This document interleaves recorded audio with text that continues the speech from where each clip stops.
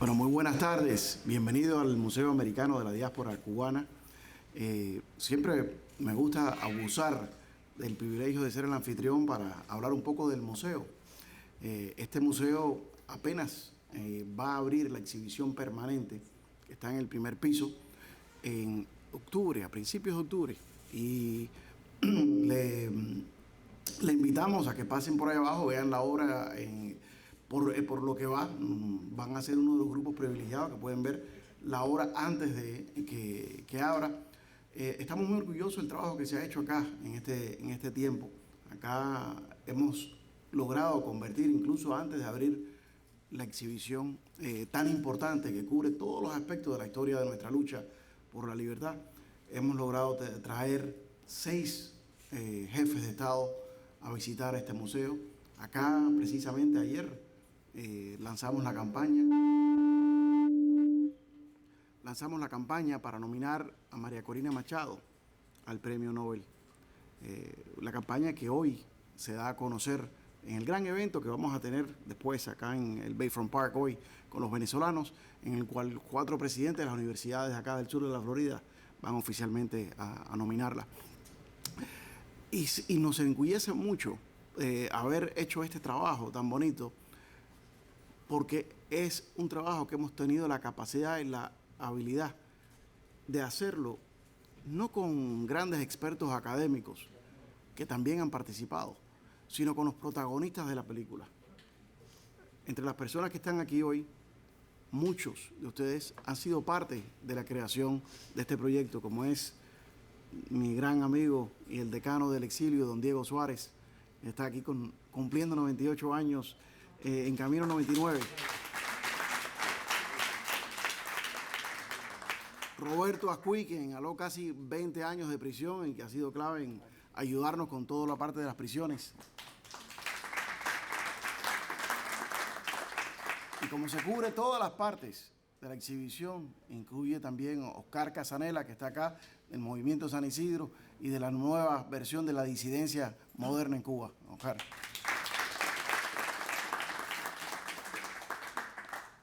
Y la inteligencia castrista, el narcotráfico, las intervenciones, para lo cual hemos contado muchísimo con la ayuda, apoyo y información de Enrique García.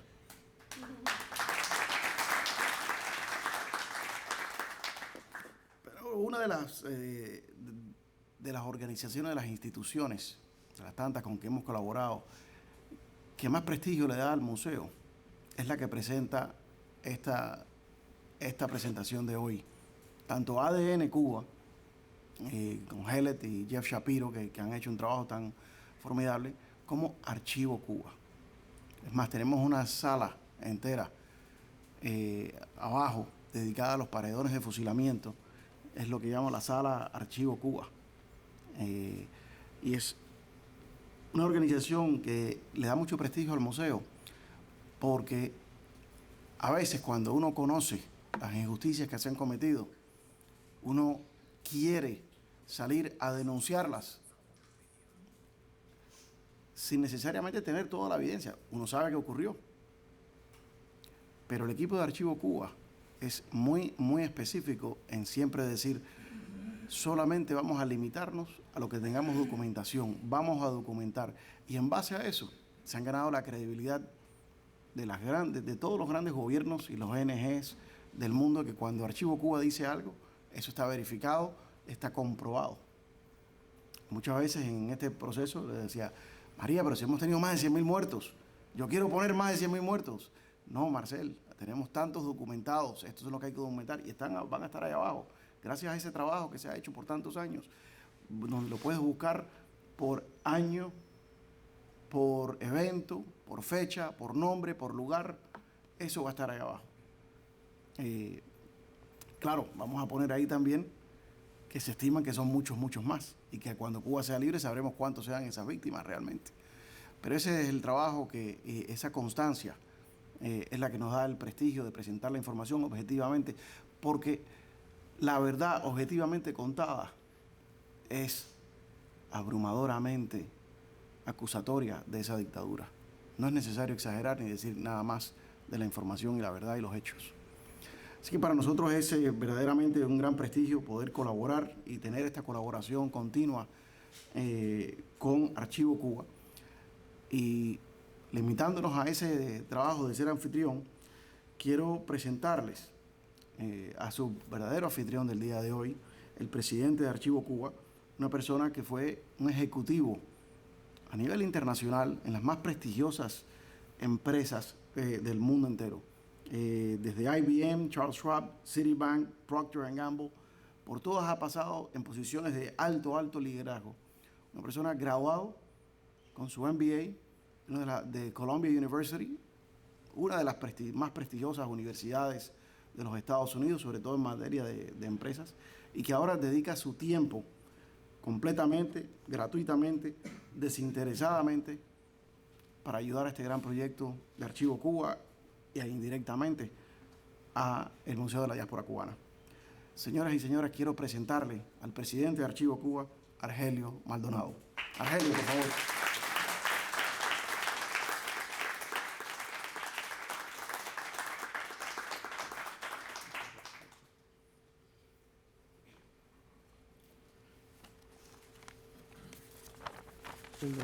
A mí me dieron 5 minutos y prometo que no va a ser más. Quisiera hablarles un poquito sobre esta organización. También quisiera hablarles de aquellas personas que sin interés ninguno lo hacen posible. Y quisiera hablar, al final, resumir un poquito. ¿Y ahora? Ahora sí. Muy bien, empecemos. Por 25 años, Archivo Cuba ha promovido los derechos humanos, brindando, como dijo Marcel, información muy objetiva mediante investigación y publicaciones.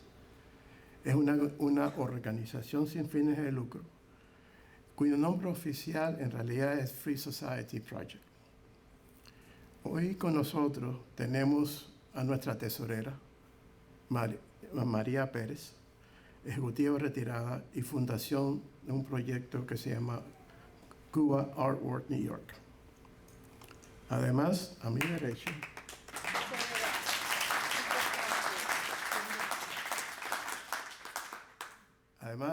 derecha, con nosotros está María Warlow, directora ejecutiva de Archivo Cuba.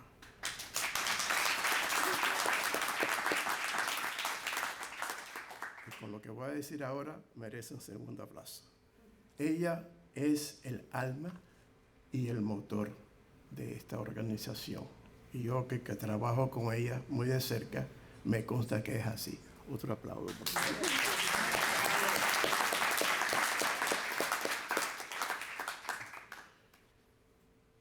Es una autora de innumerables escritos.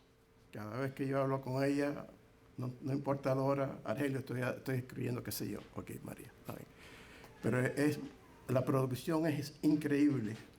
En el tema de asuntos cubanos, sus escritos son innumerables. Es graduada de Georgetown University y tiene una maestría de Relaciones Internacionales de la Universidad de Chile. Gustavo no es la católica, pero algo es algo, ¿verdad? Es consultora y fue vicepresidenta de Chase Manhattan Bank. Es cofundadora de esta organización con el doctor Armando Lago y su madre María Piño de Cañizares, fallecidos. Por último, nos acompaña George Upset, el coordinador de nuestro mayor activo, sin eso no vivimos, que es nuestra base de datos.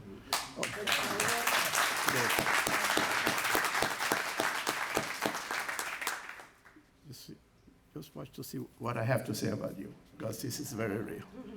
George es fundador de realcuba.com y es ejecutivo internacional. George empezó con nosotros en el 15, colaborando, y con el tiempo ha seguido donando cada vez más y más de su tiempo y esfuerzo para mantener esta obra por la cual, George, estamos eternamente agradecidos. Aparte de George, el Archivo Cuba siempre ha tenido la suerte de poder contar con contratistas independientes, siempre que nos apoyan, muchas veces con trabajo donado, a veces con tarifas reducidas. Entre ellos está nuestro amigo, Wenceslao Cruz, en que nos está acompañando hoy para la filmación y el apoyo audiovisual.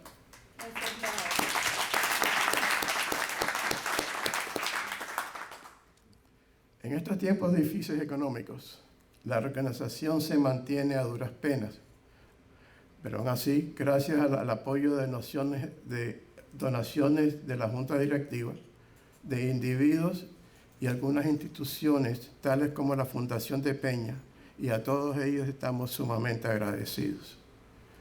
En el pasado, también hemos recibido pequeños grants de National Endowment for Democracy y el Freedom House.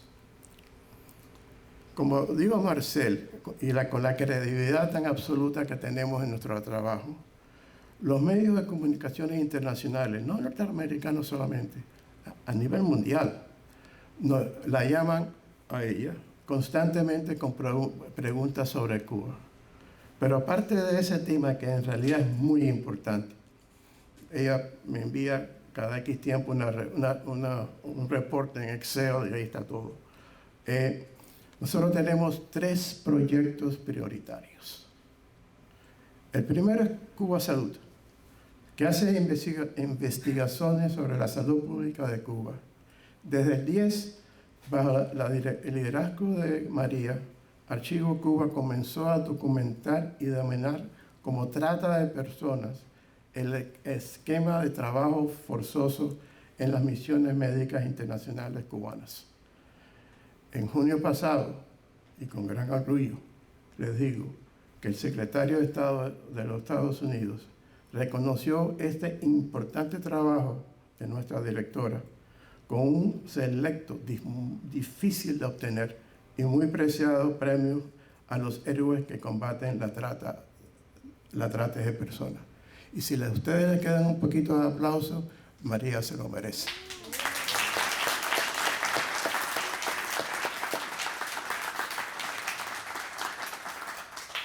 Ella odia cuando yo le hago esto a ella, pero que ahí se lo merece. El segundo es el proyecto Cuba y el Mundo, que investiga el intervencionismo cubano a nivel mundial.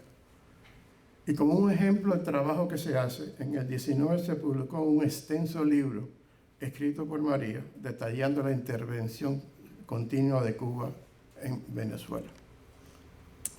Y por último, como tercera prioridad, el proyecto que en realidad es de más larga duración y que es el de Verdad y Memoria, en el cual nos centraremos hoy. A continuación, María les hablará en detalle sobre este proyecto, el cual sé que va a ser muy interesante. Muchas gracias.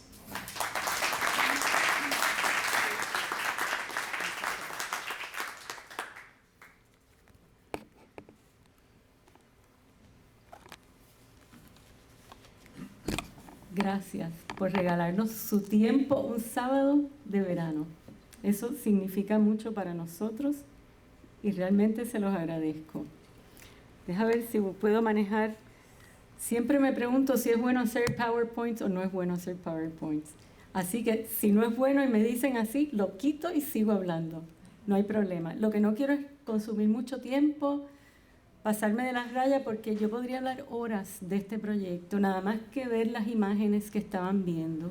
Me consumió horas y cada caso que yo veía repasaba las circunstancias de ese caso. Aquí veo algunas personas que han tenido familiares que están en esas fotos.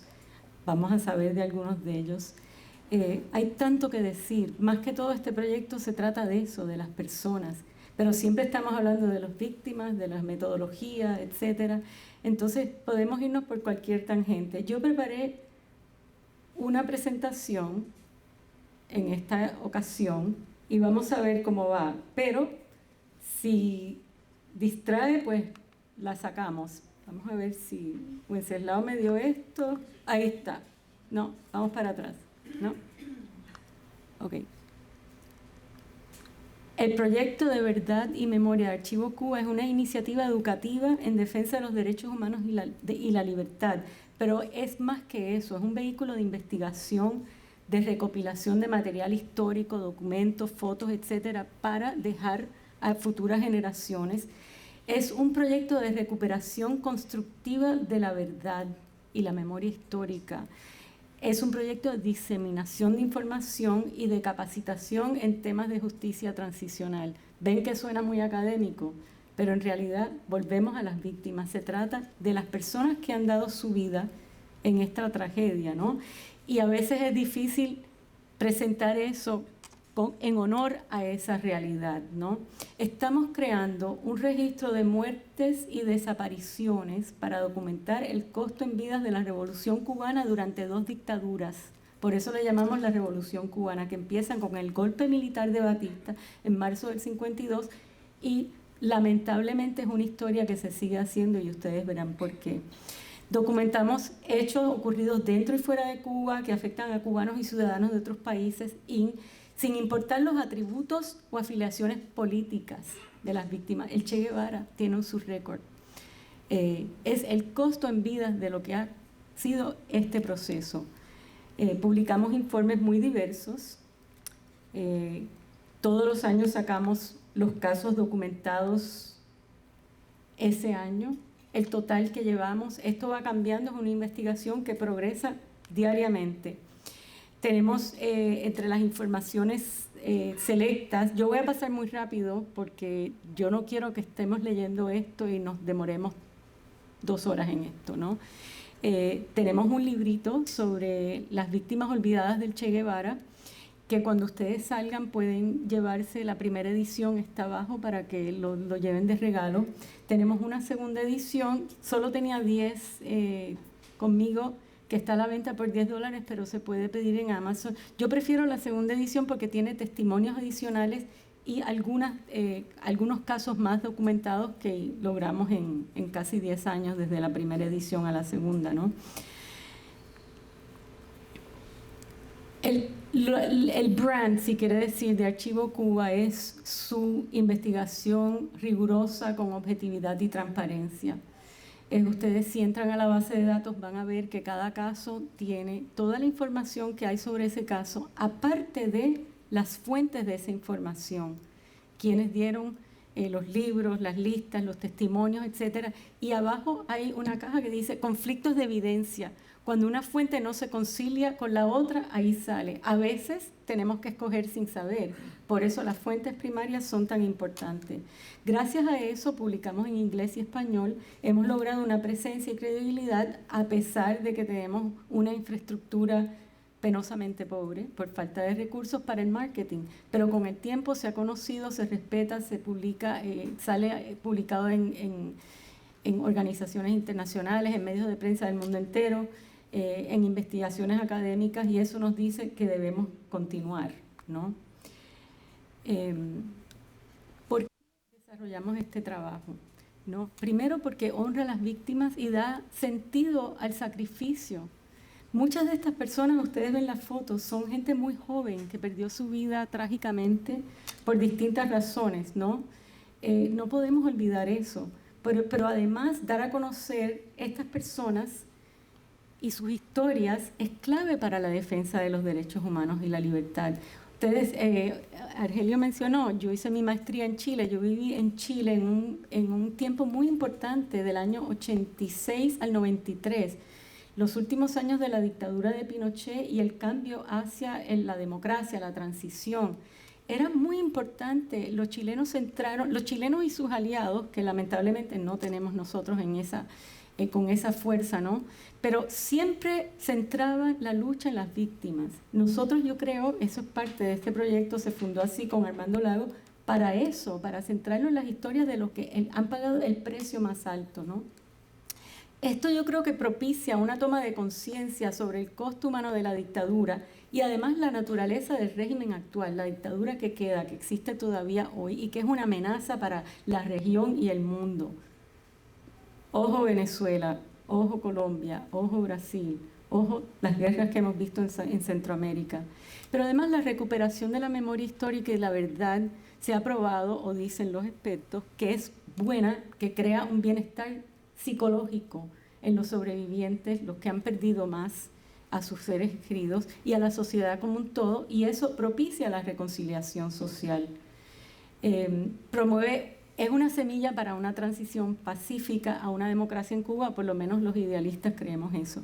Promueve una cultura de respeto a la vida y ojalá que ayude a que no se repitan más estas atrocidades y este capítulo tan negro de la historia de este país. No quiero entrar demasiado en los números, porque esto nos puede consumir. Hay mucho detalle. Si entran al sitio web, hay una página en inglés y una en español que tiene casi todos los mismos informes. La base de datos está constantemente en tiempo real disponible gratuitamente para todo el que quiera entrar. Al día de ayer había 11.676 casos, o sea, cada uno tiene un archivo, cada uno tiene sus circunstancias, algunos están muy bien documentados, otros no, pero ahí están, y ojalá con el tiempo y con estos eventos para dar a conocer nos ayuden con fotos, documentos, testimonios. Hay veces que la gente se cree, no, pero ese caso es muy conocido. No, conocido entre algunos. Y estos testimonios, especialmente los de hace décadas atrás, se están perdiendo, ¿no? Por eso trabajamos también en inglés para llevar esto al mundo. La base de datos permite búsquedas avanzadas, ¿no? Yo no quiero entrar demasiado en los números, pero si ustedes ven ahí, atribuidas al Estado de la actual dictadura es 8.146, de los cuales hay 3.085 fusilamientos. Esto es una cifra que está muy cuestionada a veces, y nosotros llevamos años limpiando las listas, cogiendo testimonios. Estoy segura que hay más casos, pero no hay muchos más, yo creo. Pero 3.085 fusilamientos, o sea, personas que fueron ejecutadas por un paredón de fusilamiento, principalmente después de un proceso de un tribunal que no es un tribunal, ¿no?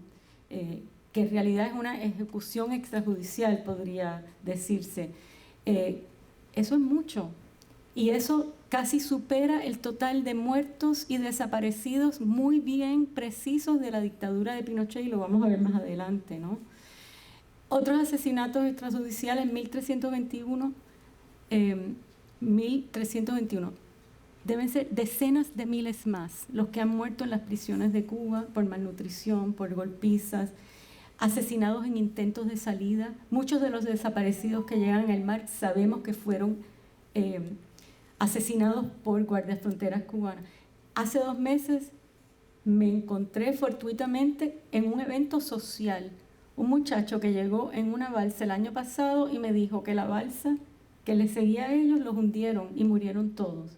Y eso no se conoce, por lo general no hay testimonios sobre eso. Eso está pasando todavía, aunque no lo sepamos. Estos son los casos de la dictadura de Batista. Ahí sí la investigación es muy precisa. Hicimos un trabajo de años y logramos conseguir, con la ayuda de un colega en Cuba, unos volúmenes del Consejo de Estado que fueron año por año, y ahí pudimos terminar. Nunca se terminan estos procesos de documentación, pero sí lo suficientemente seguros terminar para publicar. Hay una publicación que detalla los muertos del periodo de Batista.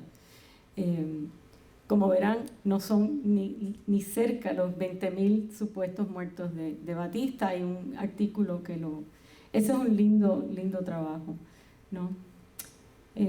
Para que tengan una idea, en los últimos 5 años de la presidencia de Miguel Díaz-Canel, el primer civil que no es familia de los Castro, y que bueno, muchos pensamos que en realidad es más bien una figura decorativa, pero está ahí. Tenemos 386 casos documentados, incluyendo 58 ejecuciones extrajudiciales.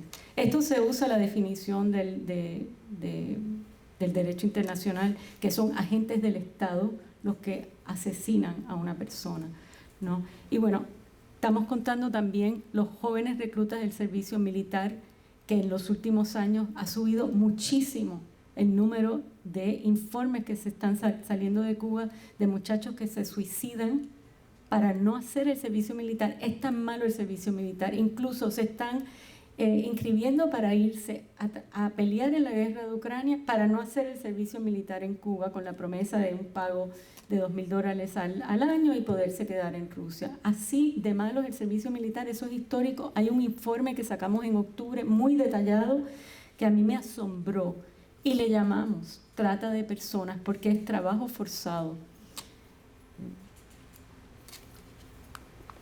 La veracidad de las fuentes es muy importante. Por eso cada archivo tiene de dónde sacamos la información.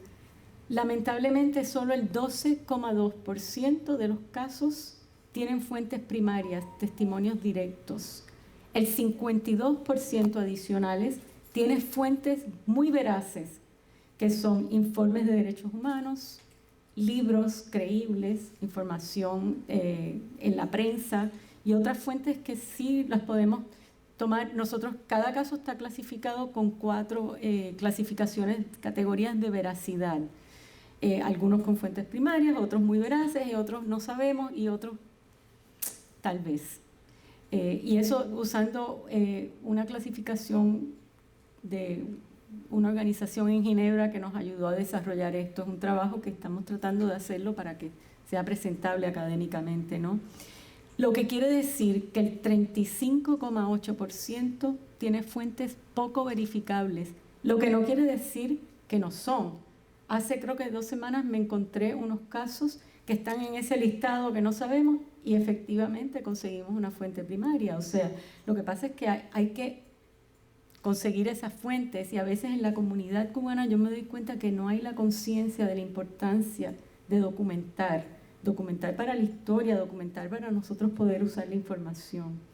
El trabajo siempre da crédito a las fuentes y hay unos trabajos extraordinariamente valiosos en el tiempo, como son el del Instituto de la Memoria Histórica contra el totalitarismo que dirige Pedro Corso y otros, Enrique Encinosa, que ha escrito unos volúmenes preciosos, ambos Pedro y Enrique son asesores de este proyecto, los libros del coronel Esteban Berubides, El manto del genocidio cubano de la Fundación Nacional Cubanoamericana, 3 volúmenes de Lovigildo Ruiz, que si algunos lo conocen son una joya, listados de aguado de pasajeros, etcétera. Cada fuente está ahí, no hay tiempo para darle crédito a todo el mundo, pero esos esfuerzos es lo que permitieron inicialmente a Armando Lago, que fue cofundador de este proyecto, comenzar el trabajo del libro que dio lugar a fundar este proyecto. Entonces, hablamos de números, de metodologías y todo, pero vuelvo siempre a lo mismo. Esto se trata de seres humanos y hoy tenemos el lujo de contar con un testimonio excepcional. Quiero presentarles a Sergio García Muñiz, hermano de Rafael Felo García Muñiz, que fue fusilado de 23 años el 19 de marzo de 1959 en la Fortaleza de la Cabaña. Sergio, con sus 96 años, nos acompaña aquí con sus hijas y él se enfrentó a Che Guevara para pedir por la vida de su hermano. Tenemos un micrófono móvil, o si Sergio quiere, ¿estás dispuesto a venir aquí, Sergio, para que te podamos recoger en la filmación? Porque yo, muy brevemente, quería decirles que su hermano, él trae la foto de su hermano ahí, que él nunca ha olvidado, y yo he tenido el lujo de conocer a Sergio hace unos cuantos años, y le tengo una gran estima. A ver, muéstranos la foto de tu hermano.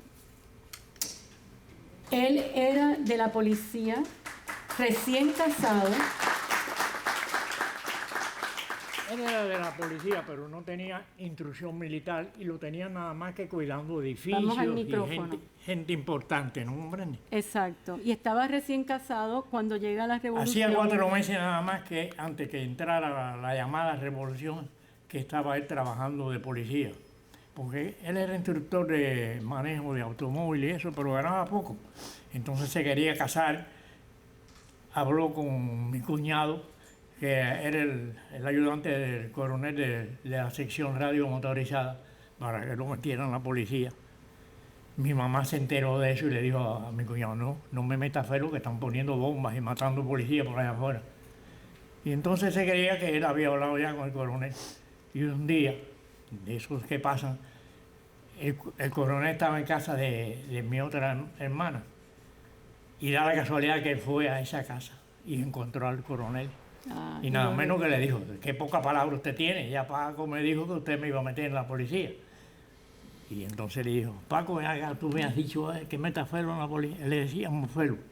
Pero Felo pagó eso muy caro. No, Y a figure. Felo entonces, con 2 de sus compañeros de Radio Patrulla, lo acusaron de un asesinato de unos jóvenes que habían... No, lo más lindo es que cuando aceptado llega en la- esta gente, que se van todos, él no se fue porque no hizo nada. Exacto, él se Lo quedó... llaman para que se quede con la gente fidel, pero él no tenía experiencia. Un muchacho joven que nunca se ocupó de la política. Y le dijo, no, le dijeron, te hemos estudiado y tú te has comportado bien, no has hecho nada malo, puedes quedarte trabajando con nosotros. Y él dijo, no, denme de baja, que yo con ustedes no trabajo. Y ahí lo Esa fue la acusaron. sentencia de muerte de él. Exactamente. Eso fueron, oye, a los 3 días. Ya lo estaban acusando de haber matado a 3 personas, qué sé yo, cuántas. Y entonces los sentencian, les hacen un juicio, los sentencian a muerte y Sergio va con un amigo a ver al Che Guevara. Un ingeniero de la compañía que trabajaba conmigo en la compañía de electricidad. Fuimos a ver al Che Guevara, que Ven estaba al acá. micrófono. Y entonces, por favor, dinos qué les dijo el Che Guevara. No, el Che Guevara me dijo cuando estábamos allí, le dijo al ingeniero, oye, todavía aquí para nadie, qué sé yo. Y entonces le dijo, ya yo enteré porque ya me puse nervioso. Le expliqué que no, mi hermano es inocente, él no ha hecho nada, es una equivocación, yo quiero que usted la arregle. No, él no habrá hecho nada, pero tenía el uniforme azul de Batista. Y yo, no, usted está equivocado, ese uniforme era de la República, no de Batista. Y no, usted no puede decir que todos los que visten en uniforme. Mire, usted mismo, así mismo le dije, ahí fue donde reventé. Usted mismo está metiendo verde olivo. Si mañana esto cambia, a usted lo van a acusar de la muerte de toda esta gente que se están matando. Abrió los ojos así de este tamaño. Me miró y ¡guardia! Cuando gritó guardia, yo dije, ya voy preso y sabe Dios si fusilado. Pero el ingeniero me agarró por el brazo y me dijo, bueno, che, te veo. Me jaló y me sacó rápido de allí, de la cabaña, que era donde él estaba. Eso era lo más grande que se puede haber visto. Y entonces su hermano Rafael Felo fueron a la apelación. El Che Guevara era el que dirigía el Tribunal de Apelaciones. Y en la apelación no permitieron a los testigos que podían dar fe de que ellos estaban haciendo una guardia el día de del supuesto asesinato que fueron acusados. Sí, él estaba de guardia, exactamente. Y fue charco de sangre el fiscal, ¿no? No, llevamos allí un morenito que él tenía la perseguidora de él, que tenía un fallo. Y el morenito este que trabajaba en el garaje le estaba arreglando la perseguidora.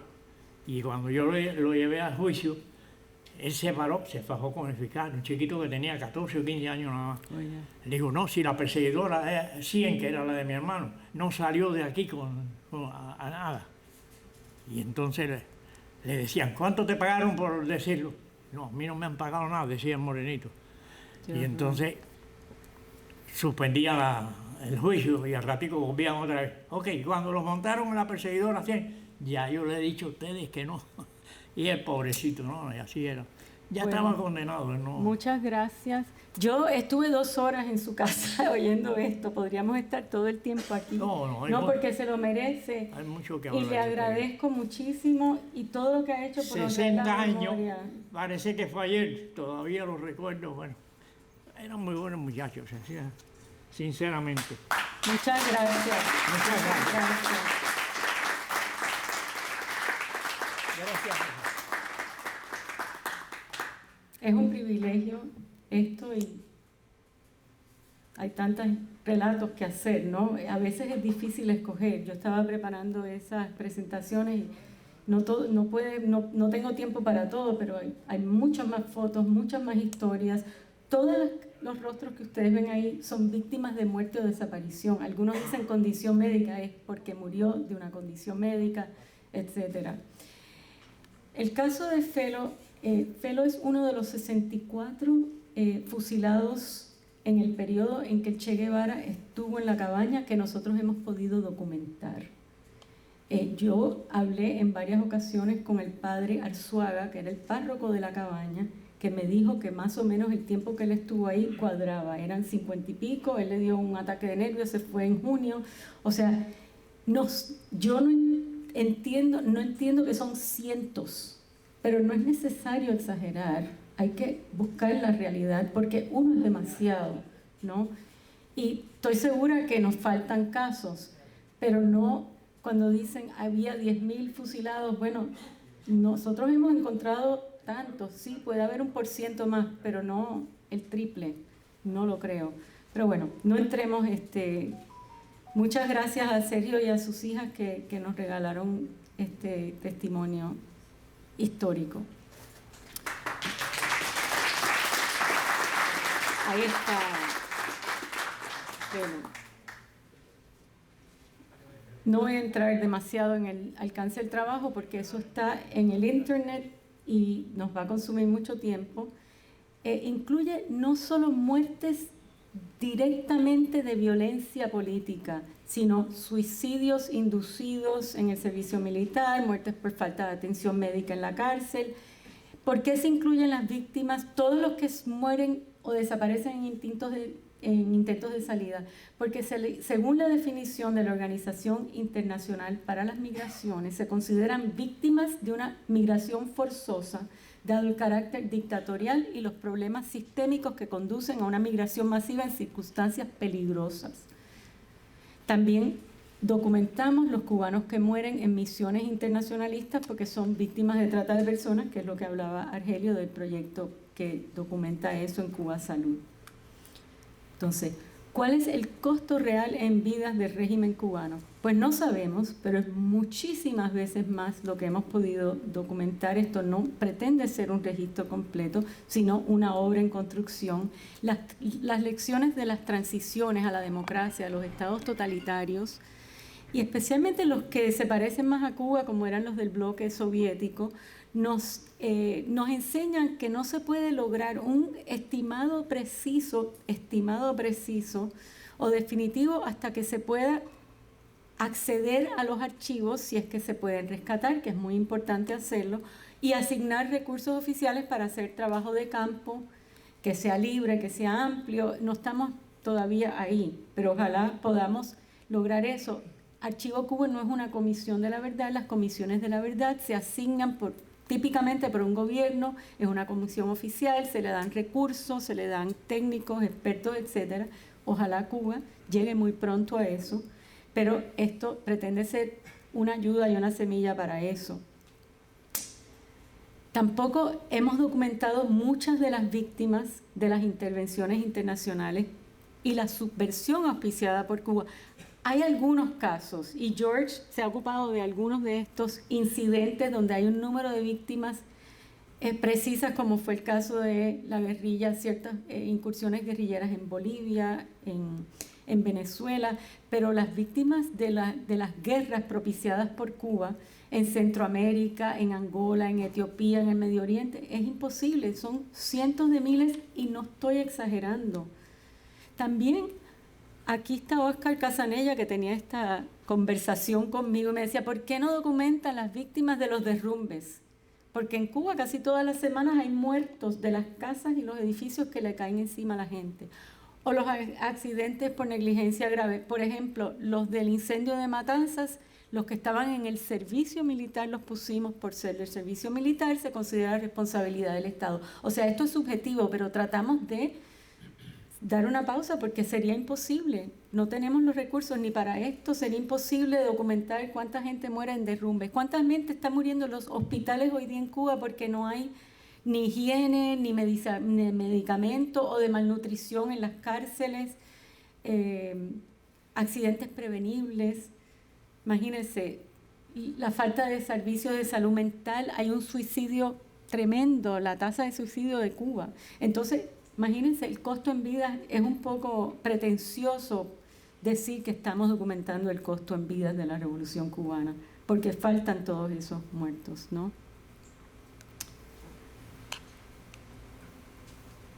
Traté mucho de que la madre de Iskander Maleras pudiera acompañarnos hoy, porque quiero volver a las personas de las que se trata este proyecto. Este caso a mí hace muchos años me impactó mucho porque pude conocer a la madre de Iskander, pero su madre Nilda, con quien hablé hace 2 días, me dijo que tenía un problema de salud, que ya ella se pone muy sensible, y esto es delicado porque uno no quiere retraumatizar a las víctimas y poder ofrecerle nada más que la memoria, ¿no? Ojalá pudiéramos hacer algo para terminar con esto y que haya justicia para estas personas. Su hijo Iskander tenía 26 años cuando fue asesinado el 19 de enero de 1994 junto con Luis Ángel Valverde, que eran amigos. Eran 4 amigos. A Iskander lo habían desde joven perseguido porque no era revolucionario y lo tenían hostigado y decidió irse. Entonces 4 amigos decidieron ir a nado a la base naval de Guantánamo.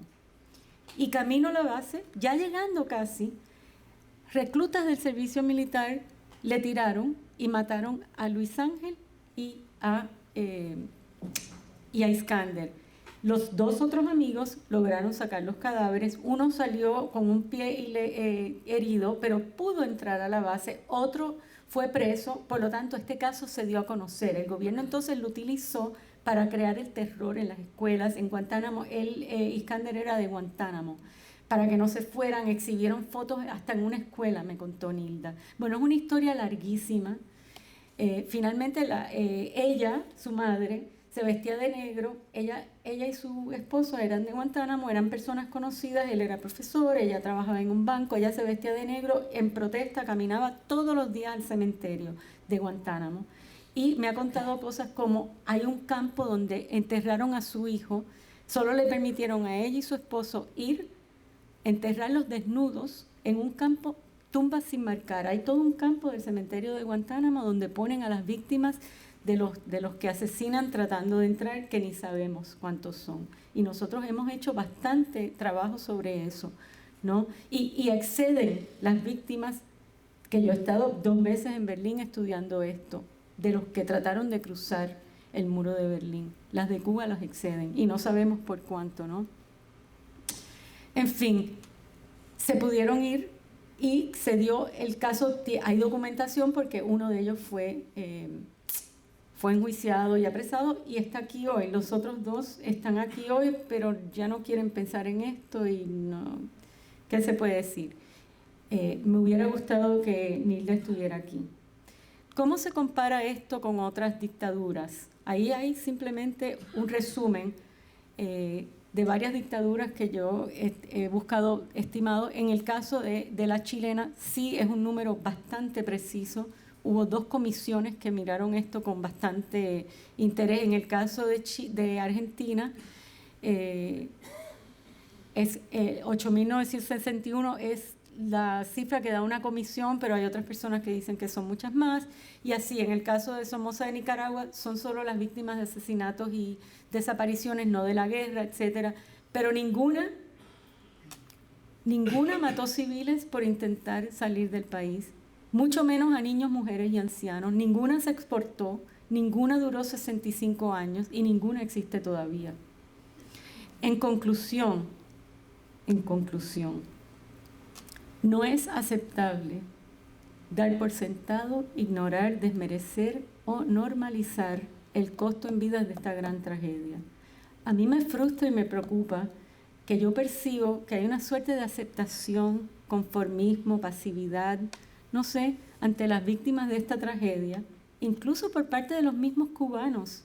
Y ni hablar del resto del mundo, donde la propaganda, la intervención, que es uno de los proyectos que desarrollamos justamente para explicar cómo es posible que esta dictadura criminal y totalitaria le pongan la alfombra roja en las democracias del mundo. Entonces, creo por eso importante hacer esto, a pesar de que es un sábado de verano. Es importante dar a conocer las víctimas y sus historias, centrar más la lucha por los derechos humanos en esas historias que relatan a través de 6 décadas y media lo que ha pasado en Cuba, que eso es parte de otras presentaciones que yo he hecho, cómo han ido cambiando, digamos, la cara de los rostros de las personas y por qué. Crear conciencia, no solo para crear la memoria histórica, sino para avanzar la causa de la libertad de Cuba. Nuestros datos son públicos, se acceden sin restricciones y costos. Solo pedimos que le den crédito a su fuente, como es normal en cualquier trabajo.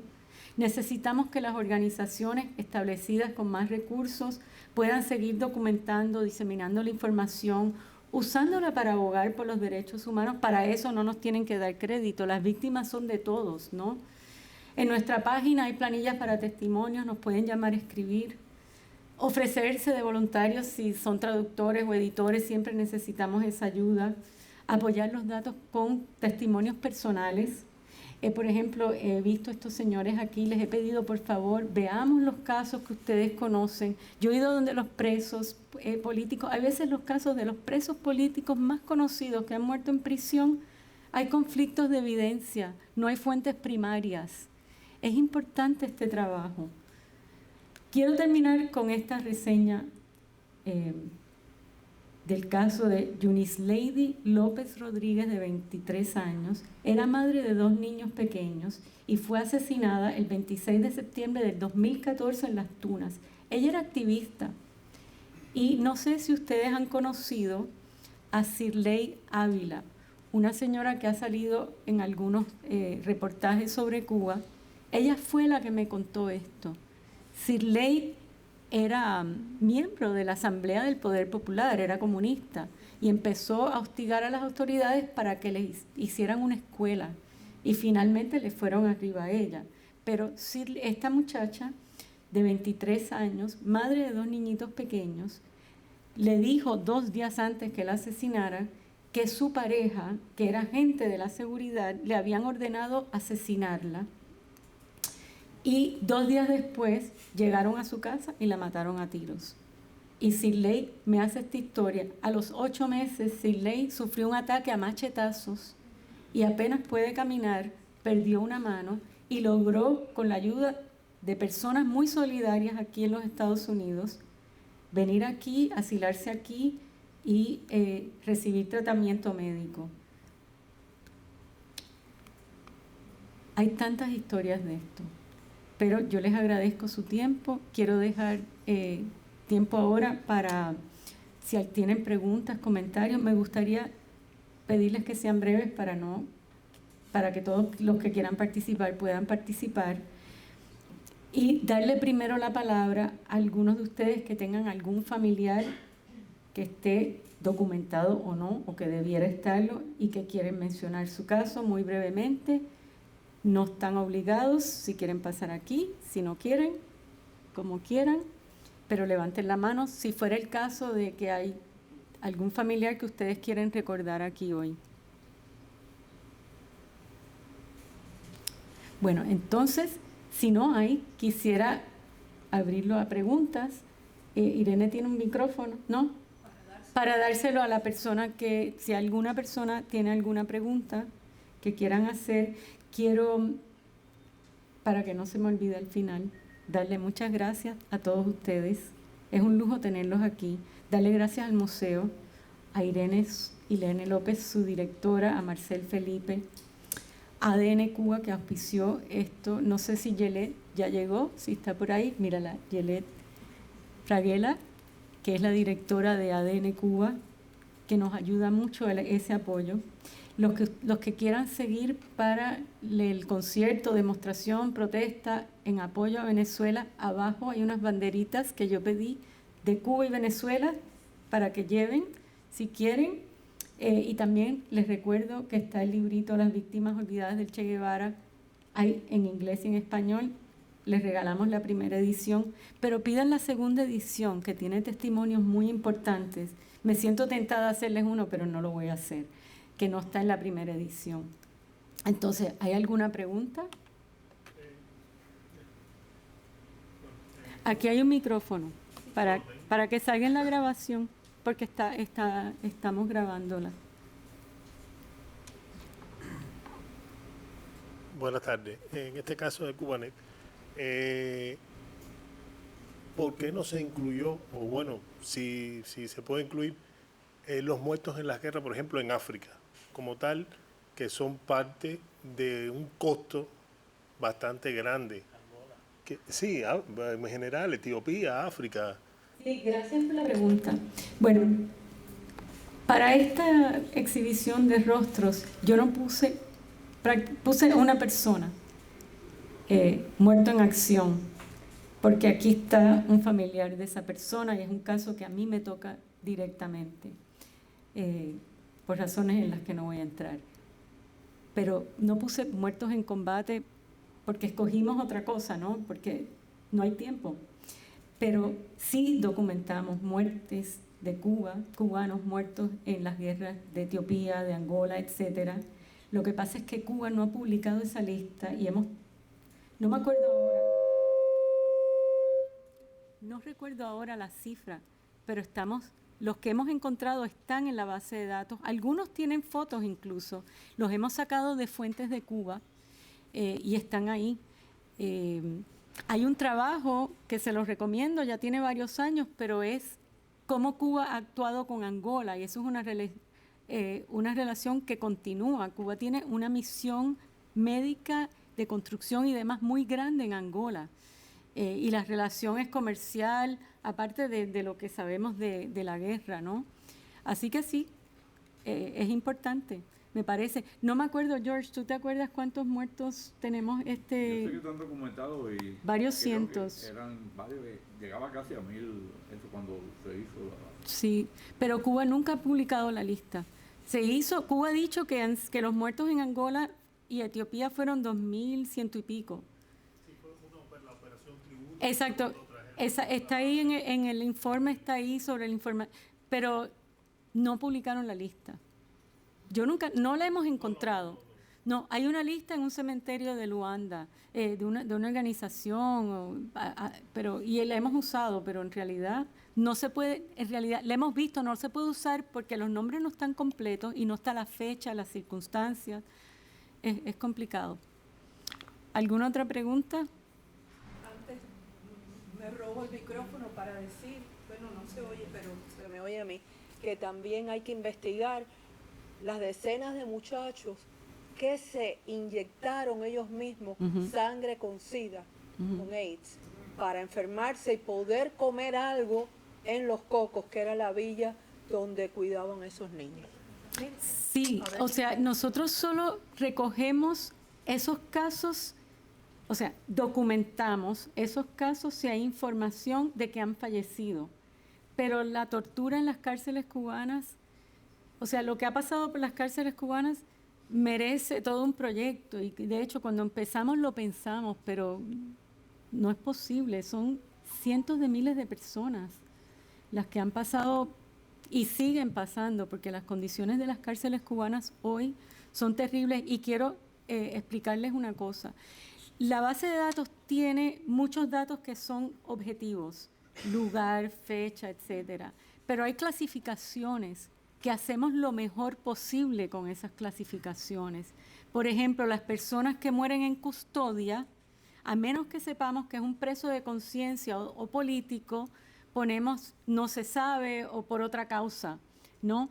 Pero las causas en Cuba no son las causas en otro país. En Cuba hay una persona en la cárcel 15 años por robarse una vaca o por tener una bolsa de cemento. Eso es una causa política. O sea, la definición de preso político también hay que repensarla en el caso de Cuba. Por eso toda persona que muere en custodia se recoge, porque además no permite Cuba monitoreo por las organizaciones internacionales. Entonces, lo pasa con los enfermos de SIDA, ¿no? Si hay un enfermo de cualquier cosa que no recibe tratamiento médico porque es opositor, se recoge. Pero como yo les dije antes, o sea, ¿cuántas personas mueren en Cuba por miles de causas que no se pueden recoger? Sería interminable esto. Elvis. No se oye. Bueno, primero, muchísimas gracias por la presentación. No sé si muchísimas gracias por la presentación. Este es un proyecto que realmente es muy, muy necesario y me recuerda del proyecto en Argentina o el mismo Chile, por ejemplo, que tuvieron una primera parte relacionada con este archivo, la idea de documentar la desaparición, pero hay una segunda parte que va a haber que esperar, que es el tema forense, ¿no? De hacer las investigaciones directamente buscando digamos, eso mismo, como decía, del cementerio en Guantánamo, tiene que haber muchos sitios así. Hay algo sobre ir identificando estos lugares que a posterior puede ser lugares que se pueden estudiar, o eso todavía no está ahí. Hace poco me hicieron esa pregunta. ¿Se podría mapear? Porque hubo fusilamientos, por ejemplo, durante la lucha de los alzados, que duró más o menos hasta el 65-66, que los ejecutaban al acto. Cuba pasó una ley para fusilar en el acto a los que agarraron. Eso es un crimen de guerra, si se llama guerra, ¿no? Una ejecución extrajudicial, ¿no? Y fusilaron varios, o sea, hay fosas comunes. Y tenemos, o sea, se puede buscar por fecha y sacar los lugares, pero no tenemos los recursos para hacerlo. Es un lindo proyecto. Yo estuve una vez invitada a un congreso de derechos humanos en Seúl, donde estaban los norcoreanos y tenían tremendo proyecto con no sé cuánta gente dedicada a eso, nada más que mapeando, y me mostraron unas herramientas hermosas para hacerlo. Ojalá pudiéramos hacer eso, ¿no? Y la otra pregunta que quería hacer era relacionado también con el tema de la guerra en Angola, en Etiopía. Sabemos que en el caso de Angola hay todavía esa relación con Cuba, o sea que no va a haber probablemente una colaboración del gobierno angolano a este tipo de investigación. Pero en otros casos, digamos, tanto en África como en América Latina, ¿existe esa colaboración o no? Ninguna. Cuando nosotros hemos querido participar de redes, por ejemplo, hay una red para la memoria histórica, me dijeron, no lo trates porque son amigos de Cuba todos, los grupos de derechos humanos, o sea, es perder el tiempo. Ponte como una organización de Estados Unidos, ¿para qué? Lo mismo pasa, bueno, no quiero ni entrar en eso, es muy complicado. Me acuerdo que mencionaste lo de Chile. En el caso de Chile, y aquí hay un colega chileno que lo debe conocer mucho mejor que yo, pero en el caso de Chile hubo el informe RETI, que fue la primera comisión. Y la primera comisión tenía 2,000 y pico de muertes y desapariciones. Ahora, en el caso de Chile había la Vicaría de la Solidaridad, había un espacio dentro del país que no existe en Cuba. O sea, ya habían adelantado mucho. Y luego vino otra comisión, que ahora no me acuerdo cómo se llamaba. No, la otra. Tiene un nombre alemán, no me acuerdo. Esa comisión que duró varios años y que entonces finalizó con el número que yo les mostré, 3,085, una cosa así. Pero eso requiere unos esfuerzos, imagínate, tremendos, ¿no? No, o sea, a ver, aquí entre nosotros, que hay mucha gente que está en este tema, ¿dónde está la solidaridad de la región con el tema cubano? O sea, ahora todavía se atreven a solidarizarse con los venezolanos, pero con Cuba, silencio total, en el mejor de los casos, ¿no? Es frustrante, pero es necesario pasarles la cuenta, porque esa hipocresía y ese doble rasero yo encuentro que es intolerable, ¿no? Aquí estamos, aquí están las historias. ¿Qué pasó? Yo me acuerdo cuando yo llegué a Chile, creo que al poco tiempo, a las semanas, hubo unos muchachos iban a hacer una guarimba, como llaman los venezolanos, ahora no me acuerdo, iban con unos cócteles Molotov a tirarle y lo paró una patrulla militar. Y el cóctel Molotov que ellos iban a tirarle, se lo tiraron a ellos y se quemó. El muchacho murió, Carmen Quintana creo que se llamaba ella. Y ella se quemó. Y esa mujer dio la vuelta al mundo el caso, la llevaron aquí, allá y allá. O sea, terrible, o sea, yo no estoy a favor de eso, pero ¿cuándo pasa eso con un caso cubano? Yo no sé, o sea, hay tantas historias desconocidas. Es importante. Primero, nuestra misma comunidad no conoce los casos. No hay interés. Quizás porque hay tantas vejaciones. no.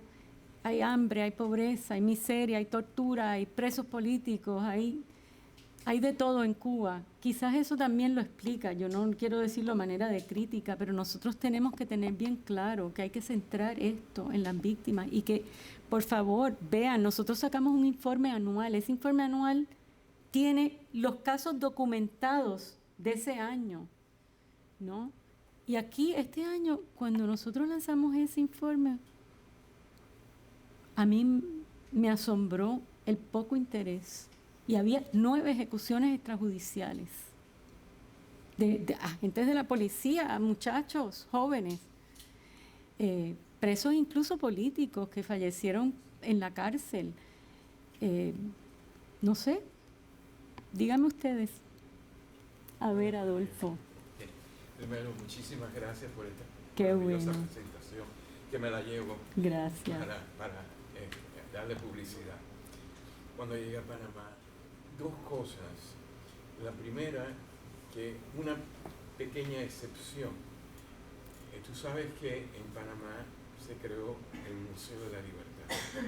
Y en ese museo hoy día hay una pequeña exhibición sobre lo que fue el Mariel, ¿okay? Y sobre el caso de Cuba, y están dispuestos a que haya más participación, que se sepa más, pero necesitan en un momento dado hasta Recursos. me dijeron si yo podía conseguir fondos Así mismo en es. Miami. Yo no sé si tú te acuerdas de Yo, eso. por supuesto que me Ok, acuerdo. y como que no había. Pero quiero decir esto para los que no lo conozcan. Eso se debe a ti, Adolfo Leiva de Barona, que es un luchador, un historiador, un profesor, no tiene parangón en realidad y dedicado a esta causa. O sea, ¿hubiera existido esa exhibición sin Adolfo Leiva de Barona? Me pregunto. O sea, le agradecemos, me alegro, ¿no? No, y yo creo que ya estamos ahora con todo lo que ya tienes y está hecho, podemos llevar esto al Museo de la Libertad. Tengo buenos amigos ahí y creo que, y si puede haber algún apoyo también del exilio para que sea más grande, porque van a ser otro edificio donde podemos tener toda un área nosotros. Qué lindo. ¿Verdad? Lo otro que iba a decirte, María, es que creo que ahora con lo que ha sido el desastre, el abuso tan obvio de lo que es el gobierno de Maduro, ¿verdad? Los crímenes de Maduro. Tenemos también los crímenes en el caso de en Nicaragua, que esto está creando más conciencia a nivel internacional y a nivel latinoamericano, porque usualmente la izquierda estaba muy estructurada, muy preparada para hacerle propaganda a la cosa más pequeña que ocurriera. Yo creo que esto está creciendo del lado nuestro y quizás uniéndonos a buscar gente interesada en las víctimas de Nicaragua, las víctimas de Venezuela, también ayude al caso de las víctimas de Cuba, ¿verdad? Ojalá. Me gustaría saber si hay un esfuerzo, quizás tú sepas, por parte de los venezolanos para... Nosotros le ofrecimos a una organización conocida en Venezuela hace años darles la base de datos. Mira, aquí está, te la regalamos para que lo copien. Y no quisieron y tienen su proyecto, ¿no? Nosotros no sé, hemos puesto a la disposición, tengo amigos venezolanos, ¿no? Que en la medida en que uno pueda colaborar, por supuesto, y nosotros regalamos un libro sobre la intervención de Cuba en Venezuela, donde detalla cómo Cuba ocupó Venezuela asimétricamente y controla la inteligencia militar y controla o sea, vamos a decir, yo no quiero exagerar, lean el libro, yo creo que controla, vamos a decir, y el libro se publicó hace 5 años y por las personas... Sí, exacto, lo iba a presentar allá, ¿te acuerdas? Pero, y vino el COVID. Y por lo que yo entiendo, Cuba sigue estando ahí con un rol bastante preponderante, ¿no? Ahora también ha crecido la presencia de China, Rusia, Irán, etcétera, que está en el libro ya. pero yo sí creo que Cuba tiene un rol preponderante. O sea, lo que está pasando en Venezuela yo se lo atribuyo directamente al régimen cubano, y el libro detalla cómo Fidel Castro llegó a Venezuela el 15 de enero del 59, y ahí empezó la intervención cubana en Venezuela. Con lujo de detalles, el libro tiene más de 1000 citas, o sea, esto no es un ensayo. Entonces, la gente no entiende, o sea, parte de este trabajo y de lo que hace Archivo Cuba es alertar a los otros pueblos de la amenaza. Aquí hay una compañera, una amiga boliviana, que está viviendo su país, eso también. Y casi no se habla, ¿no? Y ahí está Cuba, en Bolivia, y está en Panamá, y está, ya sabemos. Betina. Bueno, oyendo todo esto, vaya que triste, sabiendo de que ya me he puesto yo vieja luchando esto con la fundación de cuando empecé, cuando tenía 20 y pico de años. Y todavía lo estamos viendo. Pero una de las cosas que a lo mejor se puede aprovechar toda esta información tan increíble que has tenido es que con esta ley que ha pasado de Santis, del comunismo, enseñarlo en las clases, utilizar esto y ponerlo de una manera académica en las clases, por lo menos de la Florida. Y he hablado con algunos representantes estatales que están muy interesados en poder hacer esto, y a lo mejor podríamos hablar de eso para ver cómo esta información se pudiera introducir oficialmente en las escuelas de la Florida. Por supuesto, todo lo que sirva para dar a conocer esto es importante. Yo, aquí están mis 2 hijos, que los obligué a venir, y nunca los meto en nada, pero dije, tienen que venir, y me alegro para que vean lo que hace su madre, ¿no? Y porque es importante.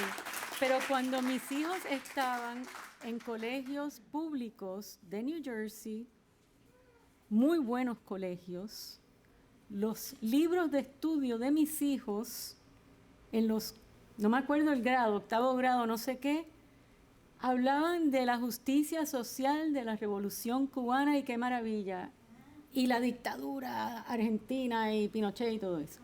Y yo escribí a la escuela, o sea, esto empieza. Y ahí, bueno, eso es todo otro tema, ¿no? Cómo se ha colado aquí en la educación de los sistemas occidentales, en las academias, la escuela de Frankfurt, Gramsci, el Foro de Sao Paulo, o sea, eso ayuda. Y acabamos de publicar un artículo que está en el website nuestro, ahora en inglés y español, sobre cómo Cuba recluta en la academia, ¿no?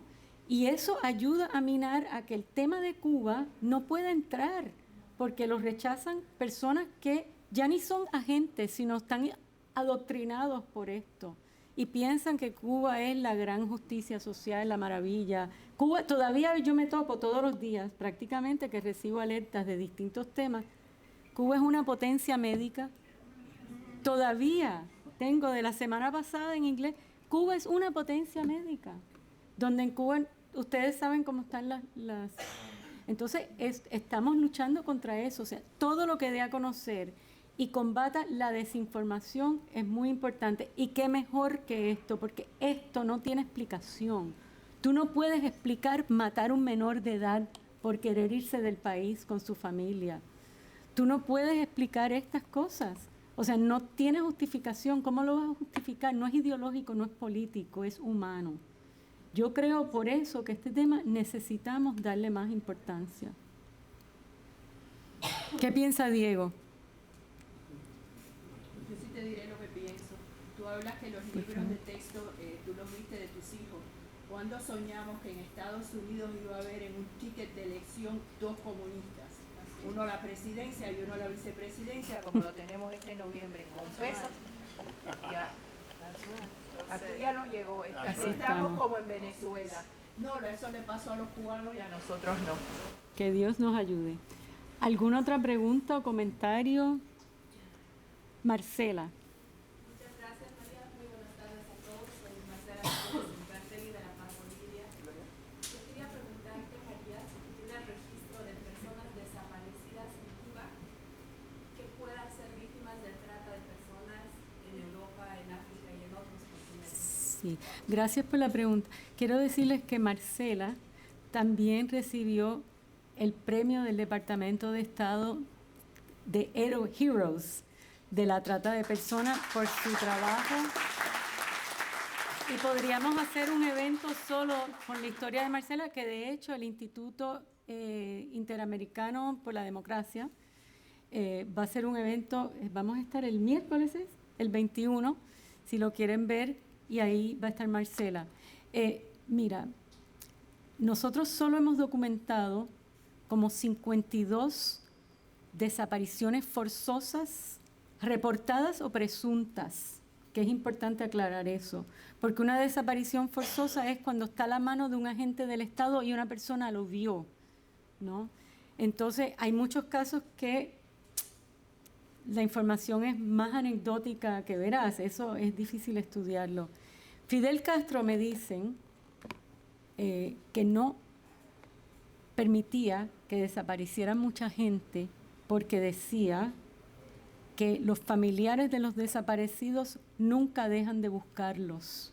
Y por eso, y es verdad, o sea, si ya tú tienes una persona fallecida, tú tratas de asumir esa pérdida, no hay closure. Entonces, en el caso de Cuba, no hay muchas desapariciones forzosas, salvo el caso de los asesinatos extrajudiciales en intento de salida, donde yo creo que un % alto es una desaparición forzosa, que en realidad es un asesinato extrajudicial. Llamé y no conseguí a la madre de un muchacho que con 3 salió y que después de años que los buscaron, porque la familia no dejó de buscarlos. El hijo está en esta exhibición de rostros.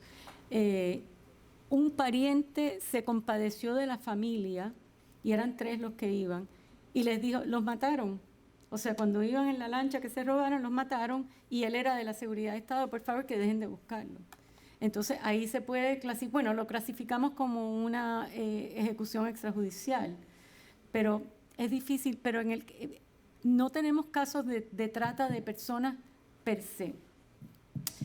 Podría decirse que en el caso del servicio militar obligatorio, que sí yo ahora estoy convencida y por eso me atreví a publicarlo, es trata de personas, sí hay desapariciones forzosas, pero no muchas, no muchas.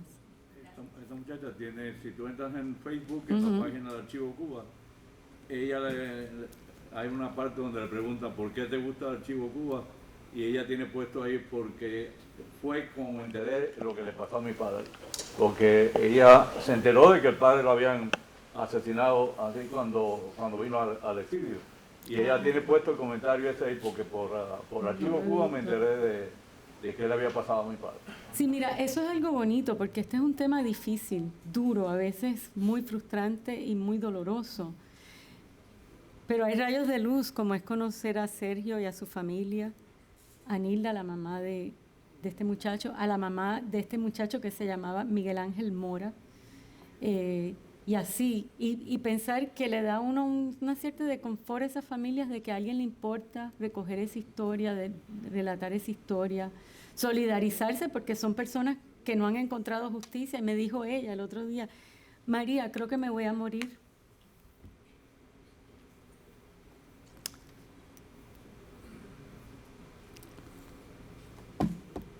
Y no voy a ver el fin de esto.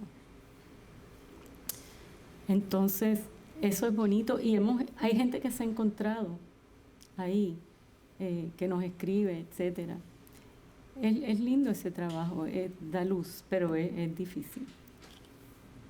Una pregunta más de curiosidad más bien. En el caso del servicio militar obligatorio, están documentando los casos de suicidio, dijiste, ¿verdad? Y bueno, en la guerra y demás. ¿Y qué tal, o sea, sobre los accidentes? Porque hay muertes por accidentes. Sí. También. Documentamos muertes por accidente. Muchos son por negligencia grave o criminal, yo creo. Porque no hay condiciones de trabajo. Las cosas que han pasado ahí en el servicio, es espantoso realmente los casos. Yo estuve en el servicio militar obligatorio en Cuba 2 años y yo sé, bueno, no lo vi, pero nos contaron de 2 casos de muerte. Una en la misma unidad donde yo estaba, en un cambio de guardia que se disparó un arma y mató a alguien que estaba durmiendo. Pasa mucho eso, Pasa mucho. porque no tienen entrenamiento los muchachos, sí, son jovencitos. Sí, otra cosa, el servicio militar en Cuba obliga a menores de edad. Es el único país con Corea del Norte, porque los muchachos están obligados a inscribirse de 16 años y a servir a partir de los 17 años, que lo curioso es que en Cuba son menores de edad de acuerdo a la ley cubana. Y en Naciones Unidas acaba de decir el año pasado que no, que en Cuba no hay menores de edad. Bueno, ahí está, así es. Eso del servicio militar ahora en este momento es realmente espantoso, porque históricamente, porque yo he hablado con muchos jóvenes que lo han pasado, pasaban hambre, les sacaban la sangre forzosamente, porque Cuba tiene un negocio con eso, que lo hemos documentado bastante, los hacen trabajar bajo unas condiciones horribles. Imagínense la situación de Cuba hoy día, como está de peor, por eso empezamos a mirar este tema, porque además ahora hay medios sociales también, que la gente puede reportar esto, ¿no? Es terrible y están muriendo muchos jóvenes.